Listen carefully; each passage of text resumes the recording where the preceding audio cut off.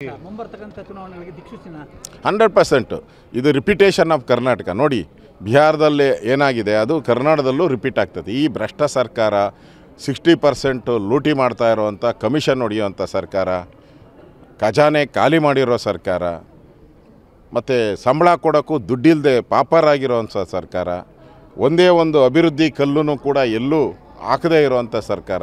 ಈ ಸರ್ಕಾರ ಇದ್ದರೆಷ್ಟು ಹೋದರೆಷ್ಟು ಜನ ತೀರ್ಮಾನ ಮಾಡಿಬಿಟ್ಟಿದ್ದಾರೆ. ಇವಾಗ ಚುನಾವಣೆ ನಡೆದು ಬಿಹಾರಕ್ಕಿಂತ ಜಾಸ್ತಿ ಸೀಟ್ ನಾವು ಬರ್ತೀರಿ. ಇಲ್ಲಿ 2/3 ಮೆಜಾರಿಟಿಗಿಂತ ಜಾಸ್ತಿ ಈ ಸರಿ ನಾವು ಮತ್ತು JDS ಹೊಂದಾಣಿಕೆ ಆಗಿರೋದ್ರಿಂದ ನಾವು 2/3ಗಿಂತ ಜಾಸ್ತಿ ಮೆಜಾರಿಟಿ ಗೆಲ್ತೀರಿ, ಶತಸಿದ್ಧ.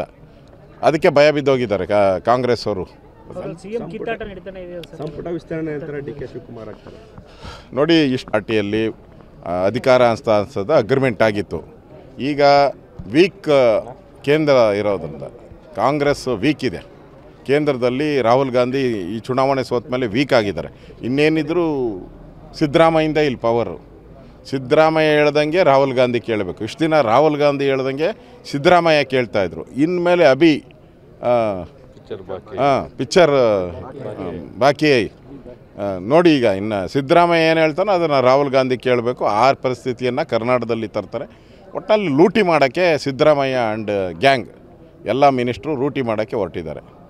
ಮುಂಬರ್ತಕ್ಕಂಥ ಚುನಾವಣೆಗಳಿಗೆ ದಿಕ್ಸೂಚಿನ 100% ಇದು ರಿಪಿಟೇಷನ್ ಆಫ್ ಕರ್ನಾಟಕ. ನೋಡಿ, ಬಿಹಾರದಲ್ಲಿ ಏನಾಗಿದೆ ಅದು ಕರ್ನಾಟಕದಲ್ಲೂ ರಿಪೀಟ್ ಆಗ್ತದೆ. ಈ ಭ್ರಷ್ಟ ಸರ್ಕಾರ 60% ಲೂಟಿ ಮಾಡ್ತಾ ಇರುವಂಥ, ಕಮಿಷನ್ ಹೊಡೆಯುವಂಥ ಸರ್ಕಾರ, ಖಜಾನೆ ಖಾಲಿ ಮಾಡಿರೋ ಸರ್ಕಾರ, ಮತ್ತು ಸಂಬಳ ಕೊಡೋಕ್ಕೂ ದುಡ್ಡಿಲ್ಲದೆ ಪಾಪರಾಗಿರೋವಂಥ ಸರ್ಕಾರ, ಒಂದೇ ಒಂದು ಅಭಿವೃದ್ಧಿ ಕಲ್ಲೂ ಕೂಡ ಎಲ್ಲೂ ಹಾಕದೇ ಇರುವಂಥ ಸರ್ಕಾರ.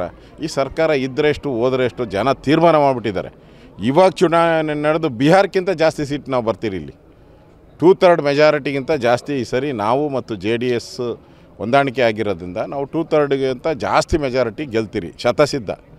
ಅದಕ್ಕೆ ಭಯ ಬಿದ್ದೋಗಿದ್ದಾರೆ ಕಾಂಗ್ರೆಸ್ ಅವರು. ಸಂಪುಟ ವಿಸ್ತರಣೆ ನಂತರ DK ಶಿವಕುಮಾರ್ ಆಗ್ತಾರೆ.